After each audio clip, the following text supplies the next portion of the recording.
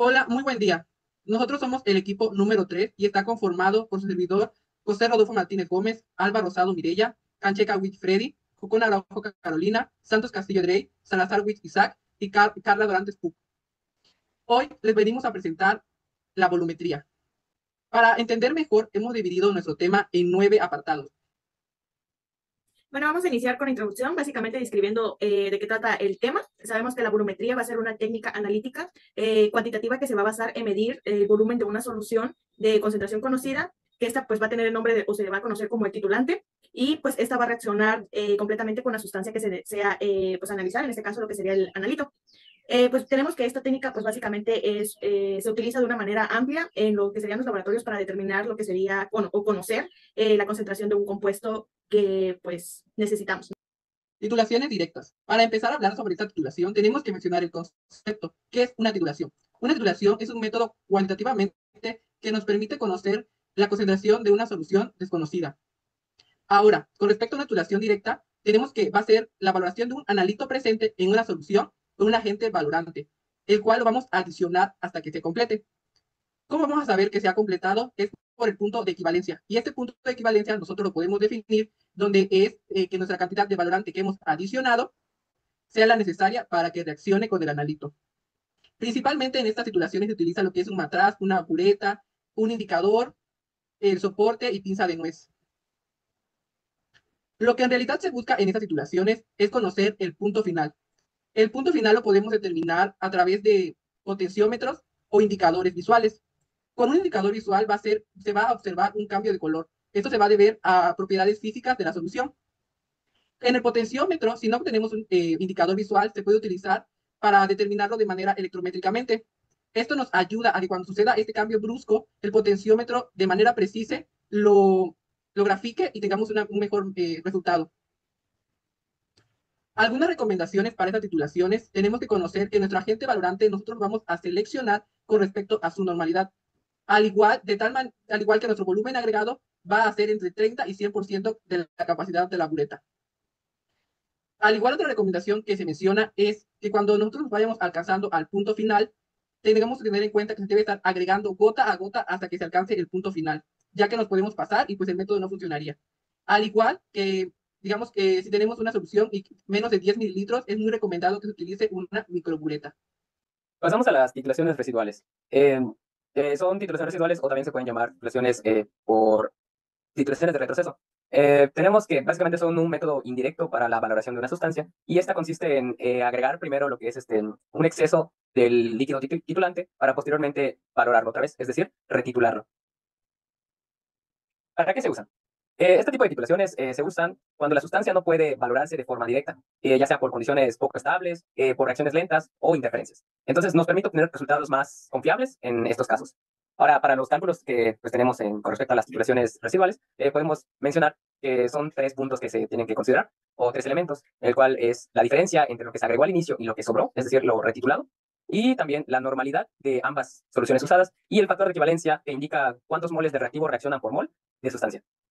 Lo que son las titulaciones complejométricas se basan en lo que es la formación de complejos. En este caso se va a dar entre un ion metálico y un agente quelante, que en este caso, según la farmacopea, pues es el EDTA. Y pues, ¿qué buscamos? Más que determinar lo que es los metales, su selectividad, que va a depender mucho del pH y también pues del uso de agentes enmascarantes.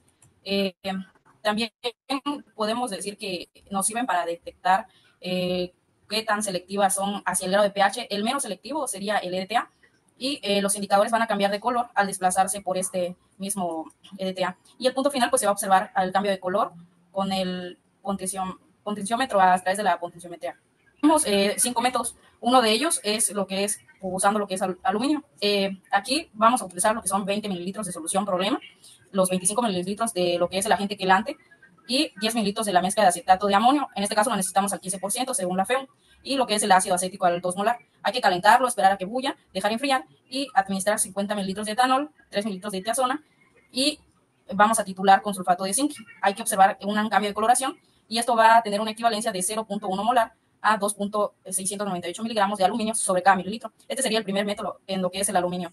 El método número 2 es, en este caso, disolver 2 mililitros de la muestra de ácido clorhídrico más 50 mililitros de agua.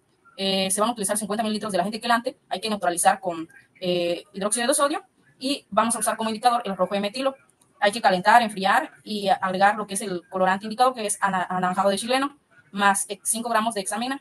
Titulamos con nitrato de plomo, vemos el cambio de coloración y esta vez va a tener una equivalencia de 1 mililitro de ETA al 0.5 molar hacia 1.3, 349 miligramos de aluminio. En el caso del método 2. Seguidamente, pasamos a titulaciones en disolventes no acuosos. Pues muchos compuestos orgánicos no se disuelven o no se disocian bien en agua, lo que hace imposible implicar pues, una titulación ya ácido-base en lo que es el medio acuoso.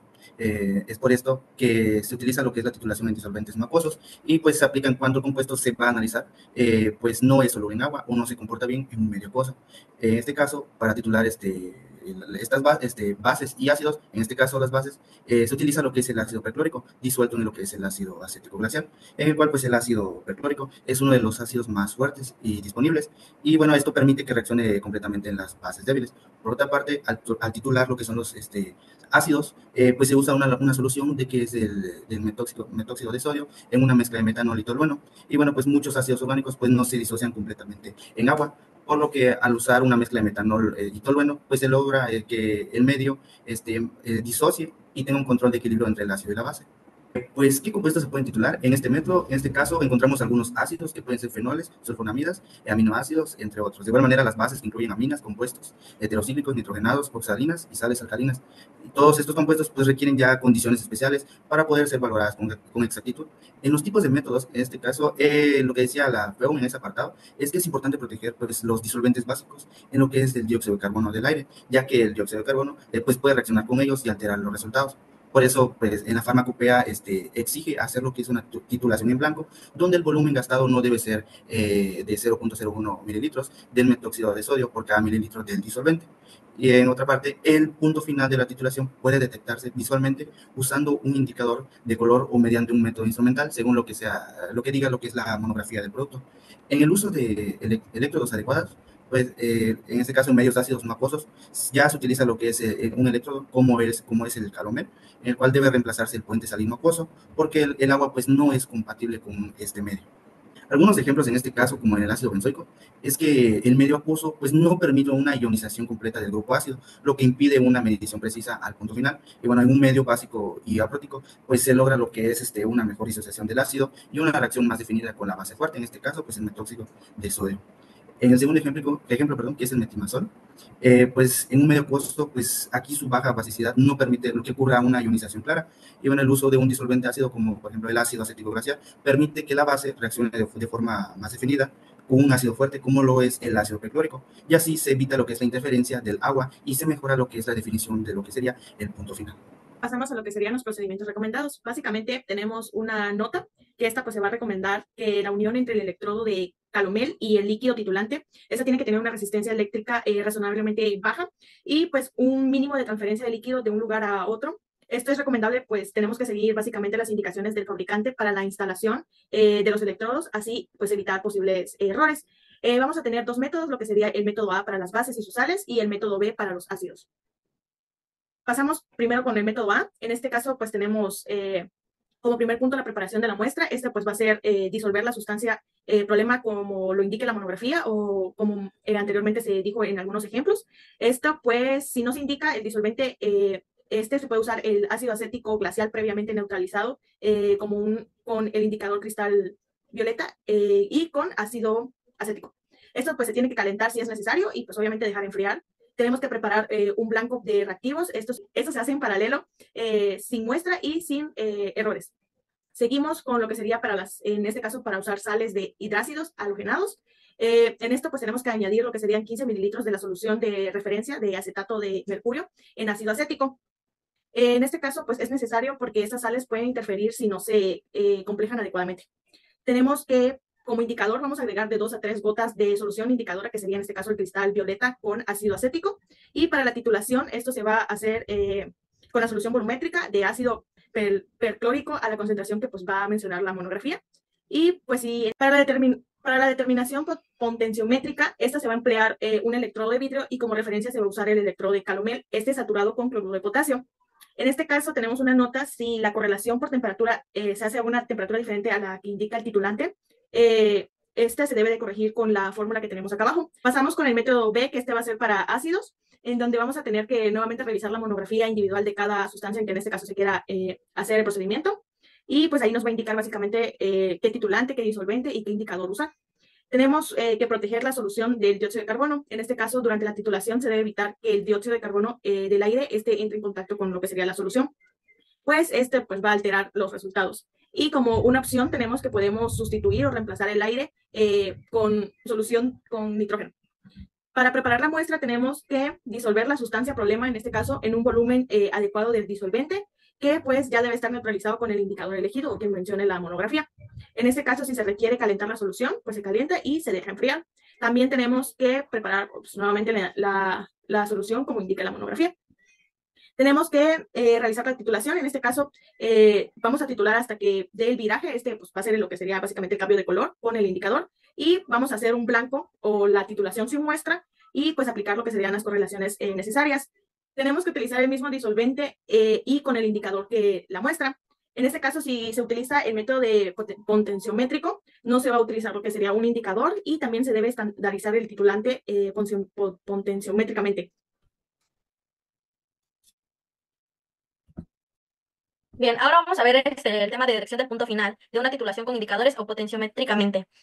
Como bien se sabe, durante una titulación, uno de los momentos claves es identificar el punto final de la titulación, es decir, cuando la reacción entre el analito y lo que viene siendo el titulante se ha completado.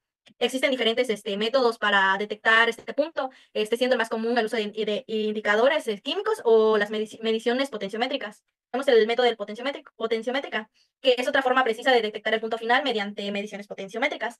Este método va a utilizar lo que viene siendo dos electrodos sumergidos en una solución, un indicador, si se va a emplear un indicador que va a ser sensible a la concentración de los compuestos que reaccionan y uno que va a ser usado de referencia, cuyo potencial va a permanecer, permanece constantemente. Estos van a formar, ambos electrodos van a formar lo que viene siendo una celda galvánica. Y a medida que se va a añadir el titulante, se va a ir registrando la diferencia de potencial con ayuda del potenciómetro. Y durante la valoración, el potencial eléctrico se va a medir continuamente y se va a registrar en función del volumen y del titulante añadido. Y después de un volumen determinado, se va a obtener una curva de potencial que esté comparado con el volumen. Análisis de la curva de titulación. Las lecturas obtenidas se pueden graficar en valoraciones si es de ácido-base, se grafica el pH contra el volumen del titulante. Y en otras valoraciones como redox o precipitación, se puede graficar los milivoltios contra el volumen. Estas gráficas van a generar lo que viene siendo una curva sigmoidea, que es en forma de S. Con un cambio brusco en el punto de equivalencia. Este punto se va a tomar como el punto final, derivadas de la curva. Para una mayor precisión, se puede analizar matemáticamente la curva mediante derivadas. La primera derivada va a mostrar su máximo justo en el punto final y se puede calcular mediante la fórmula de delta pH entre delta B, que viene siendo el volumen, o delta milivoltios entre el delta volumen. Y la segunda derivada va a cruzar, que es la que cruza en el punto de equivalencia. Esto nos indica lo que viene siendo la exactitud del volumen de titulante que se necesitó para hacer la titulación.